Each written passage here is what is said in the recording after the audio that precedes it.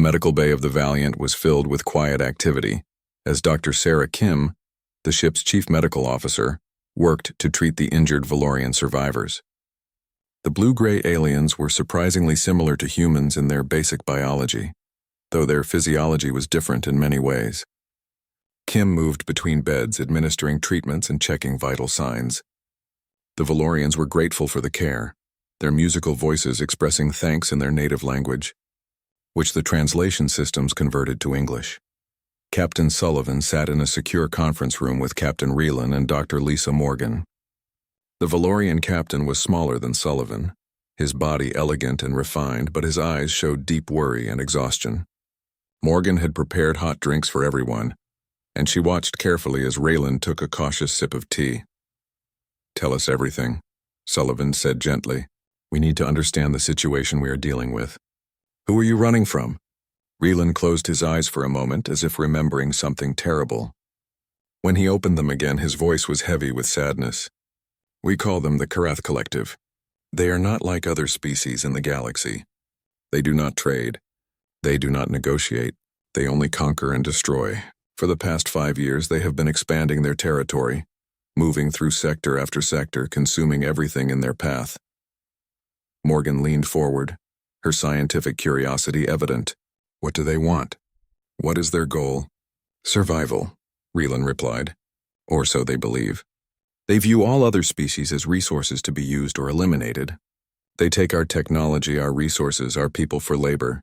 Those who resist are killed. Those who submit are enslaved or put to work in their mines and factories. There is no negotiation, no mercy." Sullivan felt a cold weight settle in his stomach. "How many ships do they have? How advanced is their technology?" "They control a fleet of over 200 vessels in their main force," Reelan said. "Their technology is sophisticated and deadly. They have weapons that can destroy entire planets if necessary. We tried to fight back. We sent our best military vessels to confront them near the outer territories. We lost 95% of our fleet. The Karath barely suffered any losses at all." Morgan and Sullivan exchanged looks of concern. This was far worse than either of them had imagined. A single hostile species with that kind of power and those kinds of numbers represented a threat to everything humans had built in this sector. "Why did you not contact the Galactic Council?" Morgan asked. "Surely other species would unite against a threat like this?" Reelan's expression became even more sorrowful. "We tried. We sent messages to all the established powers. Most did not believe us. Those who did believe us were too far away or too concerned with their own security. The Karath move quickly. They attack, they conquer, they move on. By the time other civilizations realize what is happening, it is too late. The Valorian homeworld fell 3 months ago. Everyone I cared about, everyone." He could not finish his sentence. Sullivan reached across the table and placed his hand on Reelan's shoulder. "We will help you. We will send warnings to all human settlements and military stations in this region. We cannot let this threat go unnoticed." Over the next several hours, Dr. Morgan worked with Sullivan to compile all the information Reelan had provided and send urgent messages to every human outpost and settlement within communication range. The warnings were clear and urgent. A hostile alien force was moving through this sector of space. All human facilities should increase security measures and prepare for potential conflict. The responses began to arrive within hours. Some commanders took the warning seriously and began evacuating non-essential personnel from their stations. Others were skeptical. Governor Patricia Vance, who controlled the largest human station in the region, was among those who doubted the threat. Sullivan received a direct communication from Governor Vance. Her image appeared on his screen, and she looked skeptical and slightly annoyed. "Captain Sullivan, I appreciate your concern, but I find it difficult to believe that a species this powerful would venture into our territory. The reports you have provided are based on information from a species that we know nothing about. For all we know, this is some kind of elaborate hoax or misunderstanding. I will not panic my population or waste resources based on unconfirmed threats." Sullivan tried to remain calm. "Governor, I understand your skepticism, but I have studied the data carefully. The Valorians have no reason to lie to us. If anything, they are understating the danger. I would strongly recommend that you increase your defensive systems and prepare your people for evacuation if necessary." Vance's expression hardened. "Captain, I will not be lectured by a field commander about how to manage my station. Unless you can provide me with concrete evidence of this threat, I will not take the disruptive and unnecessary action you are suggesting."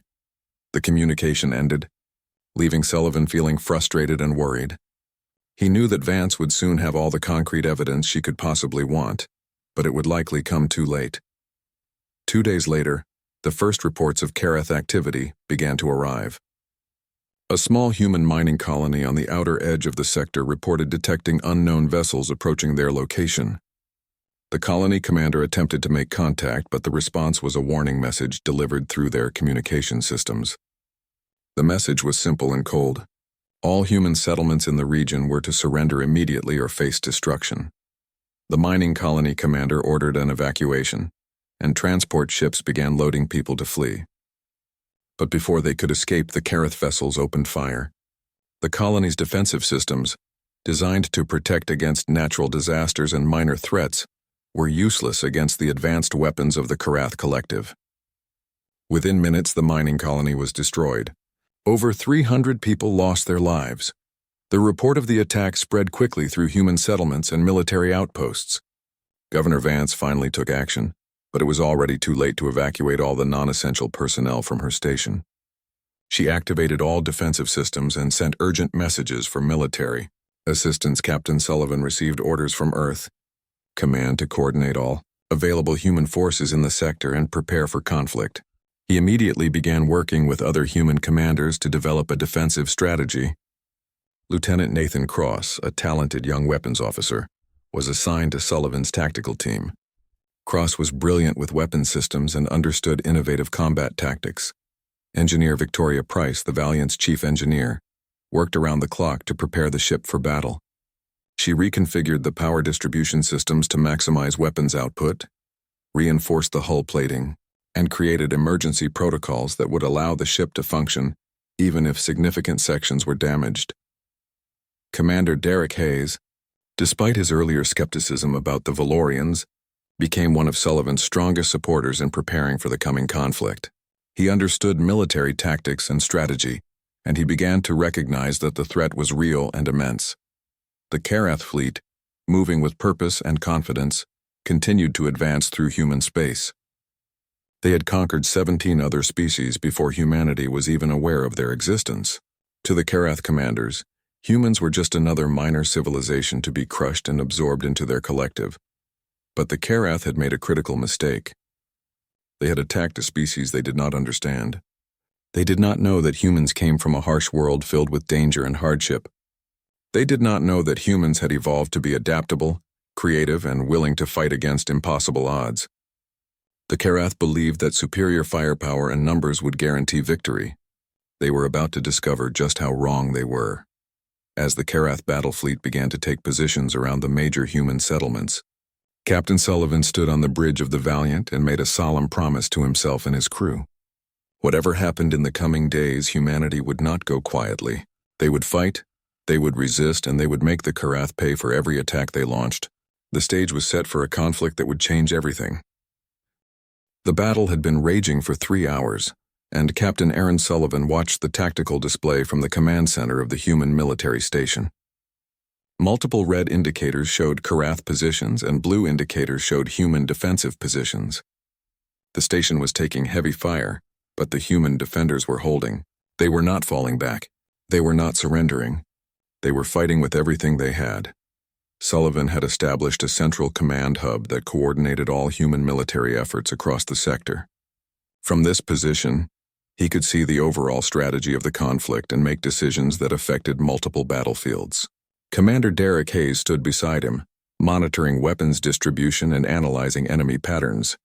Lieutenant Nathan Cross worked at a nearby terminal, calculating firing solutions for human defensive systems.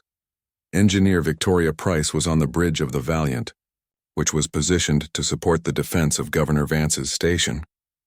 She was managing power flow to the weapon systems, ensuring that every blast sent toward the Karath fleet was at maximum power. Over the communication system, her voice was calm and professional despite the intensity of the situation. "Captain, we can redirect power from the secondary systems to boost our main weapons array," Victoria reported. "It will take us offline for defensive systems for about 30 seconds, but we can deliver a concentrated strike." Sullivan made a quick decision. Do it, Victoria. Lieutenant Cross, are you ready to coordinate that strike with the planetary defensive batteries? Cross's fingers flew across his console. Yes, sir. I have already calculated the targeting solution. We need to focus on the Karath formation on the eastern side of the station. If we hit them hard and fast, we can break their assault pattern. Sullivan nodded. All units prepare for coordinated strike on my mark. 3, 2, 1, mark. What happened next was like watching a magnificent orchestra perform. The Valiant's weapon systems unleashed a devastating burst of energy. At the exact same moment, the planetary defense batteries fired their weapons.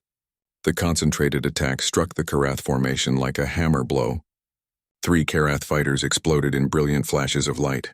2 more were damaged severely and fell out of formation. The human soldiers and officers watching this exchange felt something shift inside them. They had inflicted damage on the Karath. The enemy was not invulnerable. The Karath could be hurt, but the Karath responded quickly. Their commanders ordered a tactical withdrawal from this particular position and repositioned their forces. They had conquered 17 species through superior firepower and numbers. They were confident that overwhelming force would eventually break the human resistance. They did not understand what they were facing. They did not understand that humans adapted quickly to threats. Over the following days, a pattern emerged. The Karath would attack with overwhelming force, expecting rapid victory. The humans would defend, adapt their tactics, and find ways to damage the enemy. Each engagement taught the humans more about how to fight the Karath. Each engagement showed them new weaknesses to exploit. Lieutenant Nathan Cross discovered something crucial about Karath shield frequencies. Their shields operated on a predictable pattern, with a brief window of vulnerability every 15 seconds. It was not much, but it was enough. Cross worked with other human weapon officers to develop new firing solutions that exploited this weakness. The Karath had never fought an enemy that studied them this carefully. They had never faced an opponent that was willing to analyze their tactics and develop counters. Most species the Karath had conquered either surrendered immediately or collapsed after 1 or 2 major defeats. Humans did something different. Humans got stronger with each battle. On the 7th day of conflict, something remarkable happened. A human pilot named Marcus Reynolds was flying a defensive fighter near the outer perimeter of human space. His fighter was damaged, his shields were failing, and he was facing 2 Karath pursuit fighters closing in for the kill. Most pilots in that situation would have tried to escape. Most pilots would have chosen survival. Marcus Reynolds chose something else. He pushed his damaged fighter to its limits, accelerating toward the nearest Karath vessel. At the last possible moment, he executed a maneuver that no Karath pilot had ever seen before. He rotated his ship 90 degrees and fired his remaining weapons directly into the side of the Karath fighter. At point-blank range, the Karath vessel exploded and Reynolds ejected from his destroyed fighter. His courage and creativity in that moment were broadcast across human communication channels. It inspired thousands of other fighters and soldiers. It showed that humans could win against the Karath through bravery and clever tactics. Governor Patricia Vance watched this exchange from her station, and her skepticism finally crumbled. She had been wrong to doubt the threat. She had been wrong to doubt Captain Sullivan. Now she worked with him to coordinate civilian evacuations and provide all the support the station could offer to the military forces defending human space. Captain Reelan observed the human tactics and strategies from the Valiant. The Valorian commander was amazed by what he was witnessing. In his experience, no species had ever stood against the Karath this way. Most species were broken quickly, but humanity seemed to grow stronger with adversity. The humans did not just defend themselves. They learned, they adapted, they innovated. Reelan approached Captain Sullivan one evening in the command center. Sullivan was exhausted. He had barely slept in days. His uniform was rumpled, and his face showed the strain of command during wartime. But his eyes were still sharp and alert. Captain Sullivan, I must tell you something, Reelan said. In all my years of existence, I have never seen a species fight the Karath the way your people do. You do not have the fear that paralyzes other civilizations. You do not accept that the Karath cannot be defeated. Sullivan looked at the Valorian captain. We come from a world called Earth. It is a harsh place full of dangers. From the moment humans are born, we are surrounded by challenges and threats. We learn to adapt, to overcome, to never give up even when things seem impossible. The Karath expect us to break like other species, but we are not like other species. Over the next week, human victories began to accumulate. A coordinated strike force led by Commander Derek Hayes managed to disable a major Karath cruiser. The ship was not destroyed, but it was crippled and forced to retreat. This victory was significant because it showed that human forces could threaten even the largest Karath vessels. Engineer Victoria Price implemented a series of innovations in human weapons, systems that increased their effectiveness against Karath defenses. Her modifications gave human ships and ground bases a slight technological advantage that turned the tide in several critical battles. The Karath commanders, growing frustrated with their lack of progress, made a critical error. They decided to commit their reserves and launch one massive assault against the human defensive positions. They believed that overwhelming force delivered all at once would finally break the human resistance. They did not realize that Captain Sullivan had been studying their patterns and predicting their moves. Sullivan had anticipated this exact response. He had positioned human forces in a way that looked like they were spread too thin, but it was actually part of a carefully planned trap. When the Karath launched their massive assault, they found themselves walking directly into a coordinated ambush involving ships, ground forces, and planetary defense systems working in perfect harmony. The Karath flagship, a massive warship that symbolized their military power, was caught in the center of the human trap. It was damaged by coordinated strikes from multiple directions. For the first time in their long history of conquest, the Karath found themselves facing defeat instead of delivering it. The human forces did not hesitate. They pressed their advantage, attacking with everything they had. The Karath fleet, expecting to deliver a crushing blow to humanity, instead found themselves in the position they had intended for their enemy.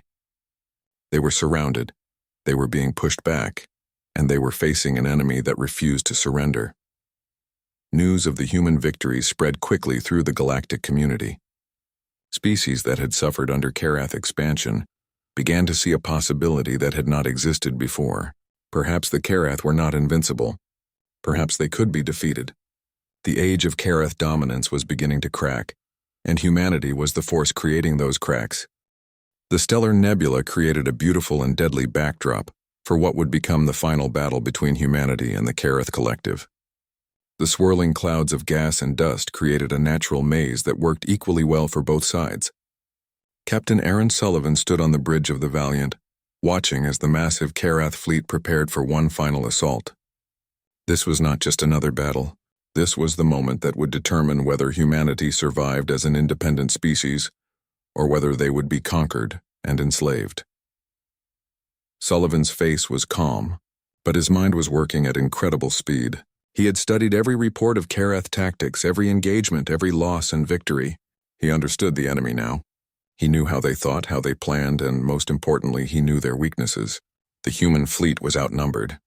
The Karath still had more ships, more weapons, and more firepower. But numbers were not everything in war. Strategy, courage, and the will to fight could overcome a numerical disadvantage. Engineer Victoria Price was on the Valiant, managing the ship's power systems at maximum efficiency. Every weapon system was at full power. Every shield was operating at peak performance. She had worked miracles with the ship's systems, squeezing every ounce of capability from the equipment. Her hands moved across the console with practiced precision, monitoring energy flows and making adjustments in real time. Lieutenant Nathan Cross was coordinating with all human weapon officers across the sector. He had developed a new targeting system that would allow human forces to concentrate their firepower on specific Karath vessels. The key was timing. They needed to strike at exactly the right moment, hitting multiple targets simultaneously to maximize damage and minimize Karath response time. Commander Derek Hayes was leading the fighter wing assault. He sat in the cockpit of a heavily armed fighter, surrounded by the best pilots humanity had to offer. These pilots had learned through brutal experience how to fly effectively against Karath weapons. They knew the attack patterns of their enemy. They knew how to evade the deadly energy blasts that the Karath weapons fired. More importantly, they knew how to fight back. Captain Sullivan opened a communication channel to all human forces. His voice was steady and strong, carrying the weight of a commander who had earned the respect of his people through his decisions and his leadership. All units, this is command. Today we stand for humanity. Today we stand for freedom. Today we stand for the right to exist as an independent species. The Karath believed we would break. They believed we would surrender. They believed superior firepower would guarantee victory. They were wrong. We are going to show them what it means to face a species from a death world. We are going to show them what happens when you underestimate human determination. Attack on my mark. The words resonated through every ship, every station, every ground base. The human forces knew what they were fighting for. They were not fighting for conquest or glory. They were fighting for survival. They were fighting for the right to determine their own future. Sullivan gave the signal. The battle that would decide the fate of humanity began. The human fleet moved into position with coordinated precision. Fighter squadrons launched from every available carrier. Battleships aligned their weapons. Planetary defense systems came online. The attack was not random or chaotic. Every element of the human military worked as part of a single unified strategy. The Karath commander had been expecting a desperate human assault, a final act of defiance before the inevitable defeat. What the Karath commander received instead was something completely different. The humans were not attacking randomly. They were attacking with precision and purpose, focusing their firepower on specific Karath vessels. The first volley from the concentrated human assault struck like a hammer. A Karath battlecruiser that had survived 17 previous engagements was hit simultaneously by strikes from 6 different directions. Its shields, designed to withstand conventional attacks, failed under the coordinated assault. The Karath vessel exploded in a massive explosion that lit up the nebula like a second sun, but the humans did not pause to celebrate. They immediately moved to the next target. The Karath battleship that had been holding the right flank of their formation was struck by a combination of fighter attacks and capital ship weapons. It was crippled, falling out of formation and drifting helplessly. Commander Derek Hayes led his fighter squadron in a daring maneuver. They accelerated toward the Karath formation and fired everything they had at the enemy ships. The fighters moved with incredible agility, weaving through the deadly fire of Karath weapons. Some human fighters were hit and destroyed, their pilots making the ultimate sacrifice. But for every human fighter that fell, 2 Karath fighters were damaged or destroyed. Hayes himself targeted a Karath command vessel. He knew this ship carried important Karath officers and planners. Destroying it would disrupt their command structure. He pushed his fighter to its absolute limits, accelerating directly toward the Karath ship. At the last possible moment, he fired a missile strike that hit the vessel's main reactor. The explosion was spectacular and devastating. On the Valiant, engineer Victoria Price was performing miracles with the ship's weapon systems. She had reconfigured the power distribution in a way that allowed the weapons to fire at higher intensity than they were rated for. It was dangerous. There was a chance it could cause the entire weapon system to fail. But it could also give them the edge they needed to win this battle. "Captain, I'm overloading the main weapon array," Victoria reported. "We will be able to fire at 150% power for exactly 3 shots before the system needs to cool down. After that, we will need 10 minutes to restore full capacity." Sullivan nodded. He had been expecting this information. He had calculated the timing precisely. 3 shots should be all we need. Target the largest Karath vessel in their formation. Let us send a message they will not forget. The Valiant's main weapon array came to life. Energy that had been carefully stored and directed through Victoria's modified systems unleashed itself in a blast of pure destructive force. The energy beam struck the massive Karath flagship with the force of a meteor impact. The shields of the flagship held for a brief moment, then failed completely. The Karath vessel, the symbol of their military power and authority, was hit directly by the blast.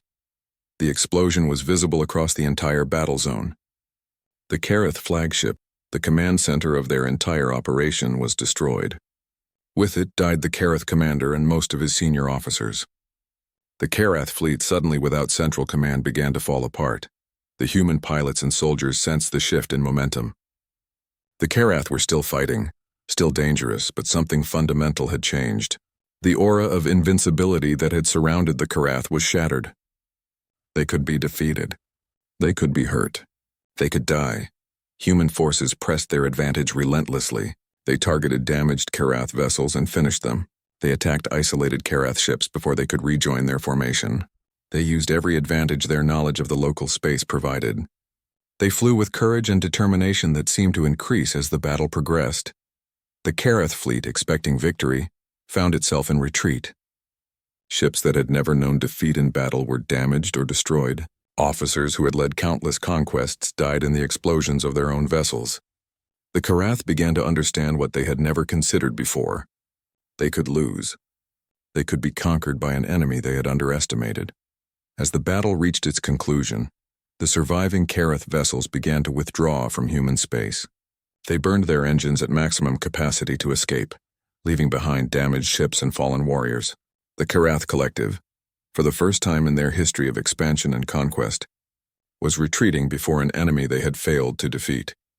Captain Sullivan watched on the tactical display as the red indicators marking Karath positions moved away from human space. He felt the weight of command settle more heavily on his shoulders. Humanity had won, but the cost had been high. Many human ships had been destroyed. Many brave soldiers and pilots had given their lives in this battle, but they had done it. They had faced the Karath Collective and emerged victorious. They had proven that humans were not a species to be conquered and controlled. They were a species that could stand against overwhelming odds and prevail through courage, intelligence, and determination. The galaxy would never see humanity the same way again. The Deathworlders from Earth had arrived on the galactic stage, and they had announced their presence with fury and strength. The silence that followed the end of the battle was profound. For weeks, the constant sounds of weapons fire, alarm systems, and combat operations had filled the communication channels. Now there was only the quiet hum of repair systems and the gentle voices of crews working to restore their damaged vessels. Captain Aaron Sullivan sat in his quarters on the Valiant, staring at a cup of coffee that had grown cold hours ago. He had not slept in 36 hours. His body ached with exhaustion, but his mind would not allow him to rest. A soft chime at his door brought him back to the present moment. Dr. Lisa Morgan entered, carrying a datapad with reports from across human space. Her face showed the same exhaustion that Sullivan felt, but her eyes were bright with something new. It was hope mixed with cautious optimism. "Captain, you need to see this," Morgan said, handing him the datapad. "The reports are coming in from every human settlement and military station. More importantly, we are receiving communications from other species." Sullivan took the datapad and began reading. The first message was from the Valorian government. They were expressing profound gratitude toward humanity for saving their people and for defeating the Karath threat. But more than that, they were offering formal alliance and trade agreements. They were inviting humans to join the broader galactic community as equals, not as subjects or conquered peoples. The second message was from the Mendaxian Coalition, a species that had suffered terribly under Karath occupation. They were requesting military assistance in liberating their territories. They were also offering technology and resources in exchange for human protection. The third message came from the Galactic Council itself. Representatives from multiple species were requesting that humans send diplomats to participate in formal peace talks and alliance formation. The Karath threat had been so overwhelming that no single species could resist it alone. Now, with the Karath fleet defeated and retreating, other species were scrambling to form alliances with the humans who had proven themselves capable of standing against the greatest military threat the galaxy had faced in generations. Sullivan read message after message. Some were from species he had never heard of. Some were from civilizations that were older and more advanced than humanity. But they all carried the same underlying message. Humanity had changed the balance of power in the galaxy. Humanity had proven itself worthy of respect. Morgan watched Sullivan's face as he read. She saw the weight of responsibility grow heavier on his shoulders with each message. Being a military commander in wartime was difficult, but being a representative of an entire species to the galactic community was something far more complex and demanding. "What do you think?" Morgan asked gently. "What should we do with all of this?" Sullivan put down the datapad and looked at his chief scientist. "We tell Earth Command everything. We send full reports of the battle, the victory, and these communications. Then we wait for guidance from Earth. This decision is too big for me to make alone." But even as he said the words, Sullivan knew that humanity would accept these offers. They had no choice. They had entered the galactic community whether they were ready or not. The question was not whether to participate, but how to participate in a way that honored human values and protected human interests. Over the next several weeks, human diplomats and military officers began arriving at various meeting points across the sector. Captain Sullivan was promoted to admiral and given command of humanity's entire military presence in the region. Commander Derek Hayes was appointed as the head of human military strategy and training. Engineer Victoria Price was given responsibility for developing and improving human weapons and defensive systems. Dr. Lisa Morgan led humanity's scientific delegation. She worked with scientists from dozens of different species, sharing knowledge and working to understand the galaxy better. The exchange of scientific information between species led to rapid advancement in human technology. Concepts that human scientists had been working on for years were suddenly achievable with the help of alien technology and knowledge. Governor Patricia Vance was appointed as the chief human diplomat to the Galactic Council. She had initially been skeptical about the alien threat, but she had learned from her mistakes. Now she was determined to represent humanity with wisdom and integrity. She worked to establish trade agreements that would benefit both humans and their new allies. Captain Relan of the Valorians became one of the closest allies to humanity. He traveled frequently to human settlements and military stations. He shared his knowledge of Karath tactics and strategy, helping humans prepare for any potential future conflicts. More importantly, he became a friend and advocate for humanity among the alien species. Relan often spoke about what had impressed him most about humans. In a formal speech to the Galactic Council, he said words that would echo throughout human history. "I have lived for 173 years, Relan said. In that time I have encountered many species and many civilizations. But I have never met a species like humanity. They came from a harsh world where survival is never guaranteed. They learned to be strong, to adapt, to fight against impossible odds. But they did not learn to be cruel. They did not learn to conquer and dominate. Instead, they learned compassion. When my vessel was dying and my people were facing death, humans risked their own lives to save us. They did not know us. They did not owe us anything, but they helped us anyway. That is what makes humanity special. That is why the Karath underestimated them. The Karath believed that strength came only from weapons and numbers. They did not understand that true strength comes from the willingness to help others, combined with the determination to fight those who would harm the innocent. Word of Relan's speech spread throughout the galaxy. Humans became known as the Deathworlders, the species from the harsh planet that had proven themselves capable of both great compassion and fierce defense of freedom. Young people from many different species began looking toward humanity with admiration and respect. Back on Earth, the people learned of humanity's new place in the galactic community. They learned that humans were no longer isolated and alone. They had proven themselves worthy of joining the greater civilization that existed among the stars. Universities began offering courses in alien languages and alien cultures. Young people dreamed of joining the military or the diplomatic corps to serve humanity among the stars. But Admiral Sullivan never forgot the true cost of victory. He visited the families of soldiers and pilots who had died in the conflict. He attended memorial services for the brave men and women who had sacrificed their lives. He knew that celebration and recognition were important, but remembrance and respect for those who had fallen were even more important. One evening, Sullivan stood with Captain Relan on the observation deck of a newly constructed space station. They watched the stars together in comfortable silence. Finally, Relan spoke. "You changed everything, Sullivan. You changed the galaxy." The Karath were seen as unstoppable. Other species feared them, resigned to slow conquest and eventual extinction. Now those same species are rising up, reclaiming their territories, building their own defenses. Your victory inspired them. Sullivan was quiet for a long moment. "We did not do this alone. Your people provided information about Karath tactics. The other species who fought alongside us contributed to the victory. And my crew, the engineers, the pilots, the soldiers, the scientists, every single one of them played a part. I just had the honor of commanding them." Relan smiled, his alien features expressing something that transcended the biological differences between species. It was the smile of deep friendship and mutual respect. "That is what I meant when I said you were different. You could claim all the credit. You could position yourself as the conquering hero. But you choose to see victory as the result of many people working together. That is why humanity will thrive among the stars, Admiral. That is why other species will choose to follow humanity's lead. You have the strength to fight, but you also have the wisdom to know that strength alone is not enough." Humanity's place in the galaxy was no longer uncertain. The small unknown species from the harsh world called Earth had proven themselves through courage, intelligence, and determination.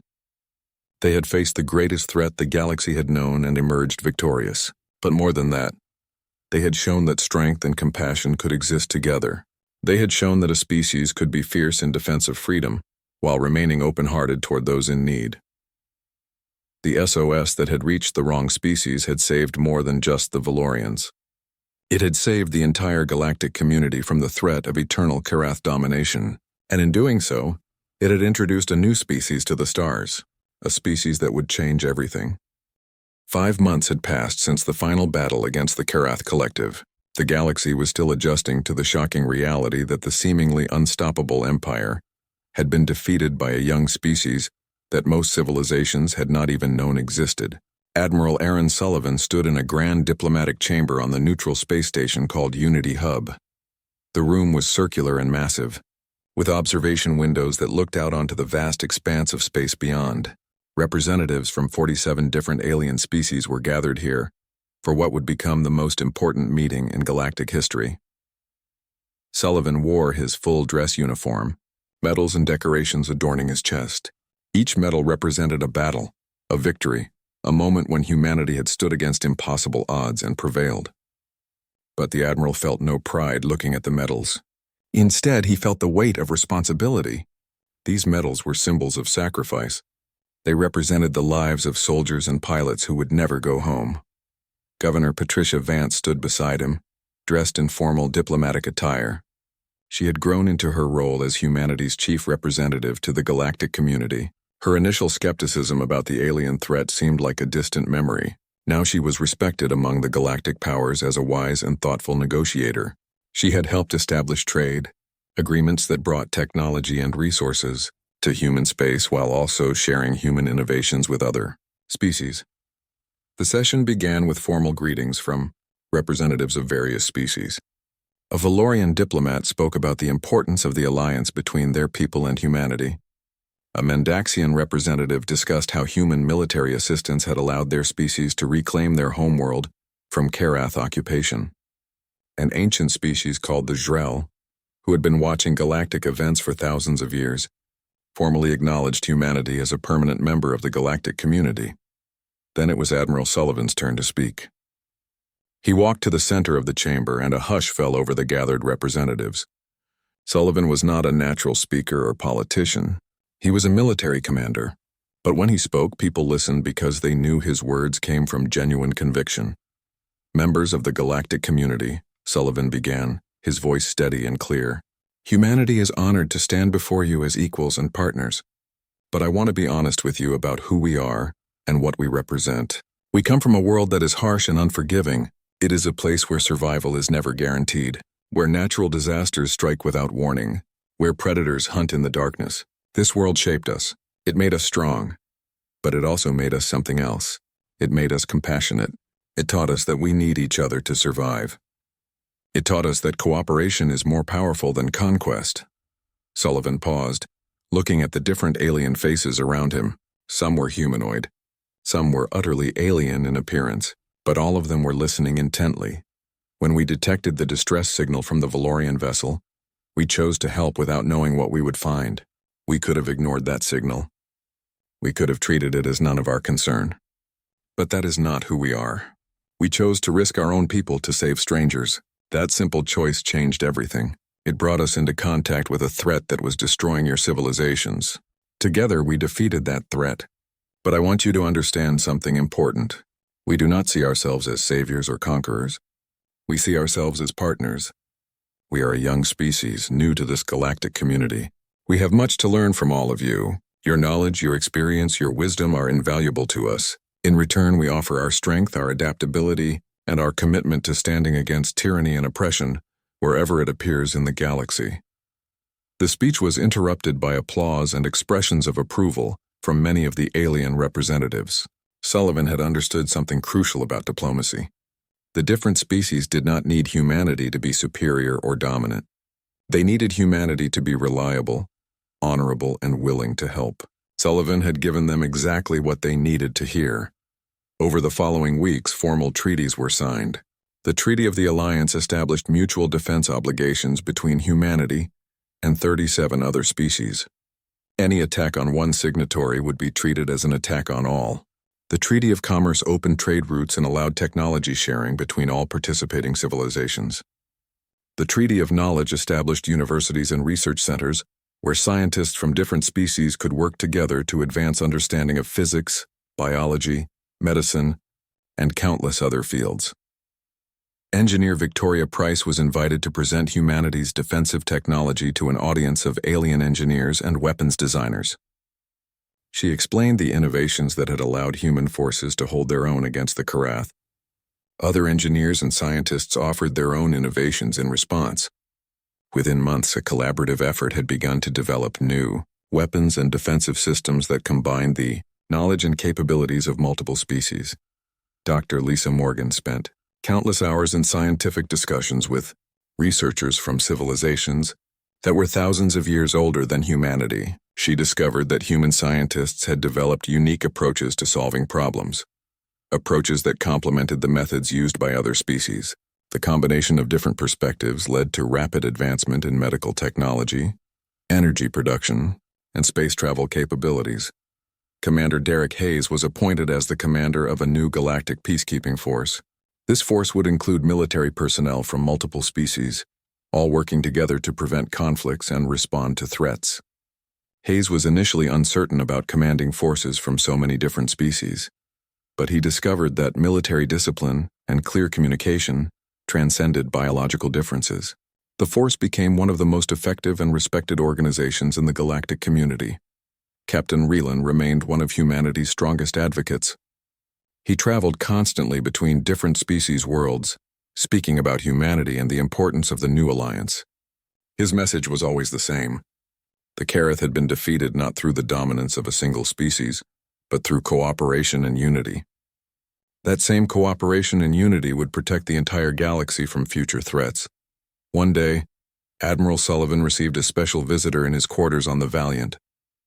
It was an ancient Jrel named Coordinator Zolth. The Jrel were an extremely old species, and Zolth had lived for more than 5,000 years. The Jrel representative was tall and slender, with features that seemed to shift slightly in different light. Admiral Sullivan, I have come to speak with you about something that most in the galactic community do not yet understand, Zolth said, settling into a chair that had been specially modified to accommodate the alien's unique physiology. When my species first encountered the Karath, we believed they were invincible. We observed their expansion with despair. We thought they would eventually conquer the entire galaxy. But we were wrong. We made a mistake in our analysis. What mistake? Sullivan asked, genuinely curious about what the ancient being might have to say. We believed that military power and technology were the primary factors in warfare, Zolth explained. We did not account for the human factor. We did not understand that a species born on a harsh world would develop qualities that no amount of technology could replace. You came from danger. You learned to face fear. You learned to find solutions that others would not imagine. You learned to never accept defeat as final. These qualities cannot be created through artificial means. They must be earned through experience and struggle. Sullivan listened carefully to the Jrel's words. He understood that Zolth was explaining something fundamental about humanity and why they had been able to defeat the Karath. Your species will play an important role in the future of the galaxy, Zolth continued. Not because you are the strongest or the most advanced, but because you combine strength with compassion. You combine technology with wisdom. You combine individual courage with collective responsibility. These qualities are rare, very rare. The galaxy needs species like humanity now more than ever. After Zolth left, Sullivan sat alone in his quarters, thinking about what the ancient being had said. He thought about the soldiers and pilots who had died in the conflict. He thought about the families who had lost loved ones. He thought about the villages and cities that had been destroyed. The victory had come at a terrible price, but looking out at the stars beyond his window, Sullivan understood that the sacrifice had been worth it. Humanity had not just saved itself. They had saved the entire galactic community from domination by a ruthless enemy. They had proven that compassion and strength could exist together. They had shown that a young species, new to the galactic community, could stand alongside ancient civilizations as equals. The SOS that had reached the wrong species had sent ripples of change throughout the galaxy. Species that had been resigned to slow defeat against the Karath now fought with renewed hope and determination. Trade was flourishing. Knowledge was being shared. Alliances were forming based on cooperation rather than fear or dominance. In the end, it was not just the victory over the Karath that changed the galaxy. It was what humanity brought with them into the galactic community. 10 years had passed since the final battle with the Karath Collective. The galaxy had transformed in ways that seemed impossible when humanity first arrived on the galactic stage. Admiral Aaron Sullivan, now in his 50s, stood on the observation deck of a massive space station called Hope Station. The station orbited Earth, humanity's homeworld. It was the most advanced facility in human space, built with technology and knowledge shared by the galactic community. Sullivan had retired from active military command 2 years ago. He now served as an advisor to Earth's government and as an ambassador to the Galactic Council. His hair had grayed, and his face showed the lines of someone who had carried great responsibility. But his eyes were still sharp and alert. He was watching a massive spacecraft begin its approach to Hope Station.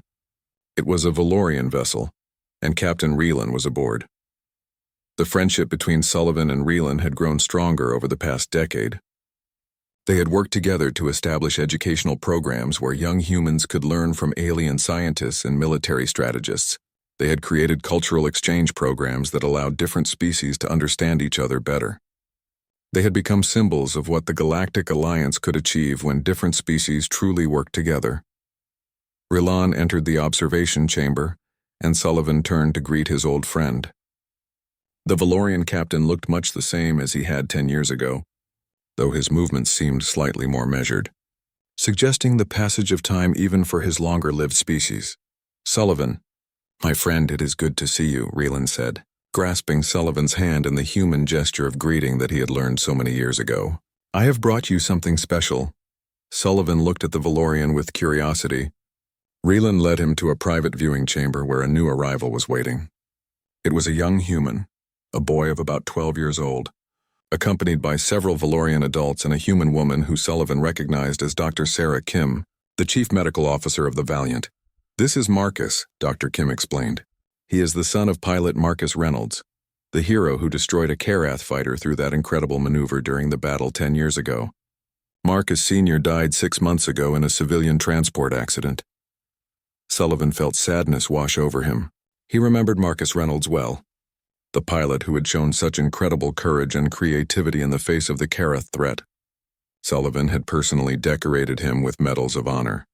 "The Valorian government has established a scholarship program," Reelan continued. "Young humans who show promise and dedication to learning can spend time studying with our scientists and military strategists. We selected young Marcus because we believe he carries his father's courage and his mother's intelligence. We wanted to honor the memory of his father by helping his son reach his potential." Sullivan knelt down to the boy's level. "Your father was one of the bravest people I have ever known. He did something remarkable during the war. I am honored to meet you, Marcus. I hope you will make the most of this opportunity." Young Marcus, shy and somewhat overwhelmed by meeting the legendary Admiral Sullivan, nodded seriously. "I want to be like my father." "I want to protect people." Over the following years, this scene repeated itself many times. Young humans traveled to other worlds to learn from alien species. Young aliens came to Earth to study human culture, art, science, and military strategy. Universities on multiple worlds began offering joint degrees, where students from different species studied and worked together. Engineer Victoria Price had become the director of a research facility, dedicated to developing new technologies through cooperation between species. Her team included brilliant engineers from 6 different civilizations. Working together, they had developed revolutionary advances in propulsion systems, weapons technology, and medical devices. Victoria herself had become famous throughout the galactic community for her innovative thinking and her ability to lead teams of diverse individuals toward common goals. Dr. Lisa Morgan had founded the Institute for Galactic Science. Scientists from dozens of worlds came to the institute to collaborate on research that benefited all civilizations. Cures for diseases that had plagued different species for centuries were discovered through collaborative research. New sources of clean energy were developed.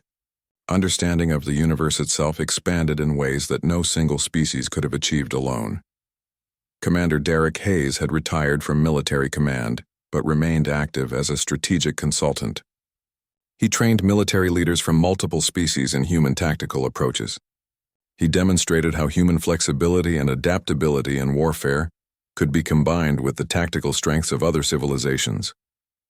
Military academies on dozens of worlds now taught human combat tactics alongside their own traditional methods. Governor Patricia Vance remained as humanity's chief diplomat to the Galactic Council. She had become famous for her wisdom, her fairness, and her ability to find solutions that satisfied diverse interests. When conflicts threatened to divide the Galactic Alliance, Vance was often called upon to mediate and find common ground between opposing factions. But not everything had gone smoothly over the past decade. There had been challenges and complications. Some species resented the attention and respect that humanity was receiving. Some leaders questioned whether humans should have so much influence in galactic affairs, given that they were a young species with relatively little experience. There had also been difficult decisions to make about how to handle the survivors of the Karath Collective. After their defeat, some Karath had surrendered. Others had fled to distant regions of space. The galactic community had to decide what to do with their prisoners and how to prevent future Karath aggression. Admiral Sullivan had advocated for mercy and rehabilitation programs. He believed that even species that had committed terrible acts deserved a chance at redemption if they were willing to change. This position was controversial among many species that had suffered greatly under Karath occupation. Some demanded that all Karath be executed or imprisoned forever, but Sullivan's voice carried weight because of his role in the war. Gradually, the galactic community accepted a compromise solution. Karath prisoners would be held in secure facilities, but would be offered education and the chance to understand the harm their civilization had caused. Some Karath began working alongside other species to help rebuild the worlds that had been destroyed during the War of Expansion. Sullivan believed that this approach aligned with human values. Humans had evolved on a harsh world where survival was difficult, but they had also developed compassion and the belief that change was possible. Sullivan wanted the galactic community to reflect these values. One evening, Sullivan met with Captain Reelan on the observation deck of Hope Station. They watched the stars together as they had done many times over the past decade. "Do you ever wonder what would have happened if your ship had not received our distress signal?" Reelan asked. "If your vessel had been just a few light minutes away in a different direction? If you had chosen to ignore the signal instead of investigating?" Sullivan nodded slowly. "I think about it sometimes. If we had not received that signal, the Karath would have conquered your world. They would have continued expanding. Eventually, they would have reached Earth. Humanity would have faced the same threat, but we would have faced it alone without allies, without the knowledge that other species were struggling against the same enemy. We probably would have been defeated. And if we had not been saved," Reelan continued, "if our vessel had been destroyed before your arrival, the Karath would have continued unchallenged. The entire galaxy might be under their control now. Thousands of species might have been extinguished. The universe would be a much darker place." Sullivan turned to his friend.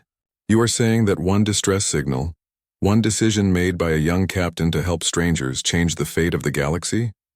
"Yes," Reelan said simply. "That is exactly what I am saying. And I believe it is true. One act of compassion changed everything. That is the legacy of humanity. That is why the galaxy respects the Deathworlders from Earth. Not because you are the strongest or the most advanced, but because you understand that one person, one decision, one act of kindness can change the world." Sullivan looked out at the stars. Somewhere out there, new human colonies were being established on worlds that had been uninhabitable before. New human scientists were working alongside alien colleagues to solve problems that had seemed insurmountable. New human soldiers trained with alien warriors to keep the peace and protect the innocent from those who would cause harm. The SOS that had reached the wrong species had truly changed everything. It had brought humanity into the galactic community, not as conquerors or subjects, but as valued partners and friends. It had shown that compassion and strength could exist together. It had demonstrated that cooperation was stronger than domination. As Sullivan watched the stars, he thought about all the lives that had been saved, all the friendships that had been formed, and all the future possibilities that had been created by one simple choice to help those in need. The legacy of the Deathworlders from Earth would endure for generations to come, reminding all civilizations that courage, compassion, and cooperation were the true measures of strength.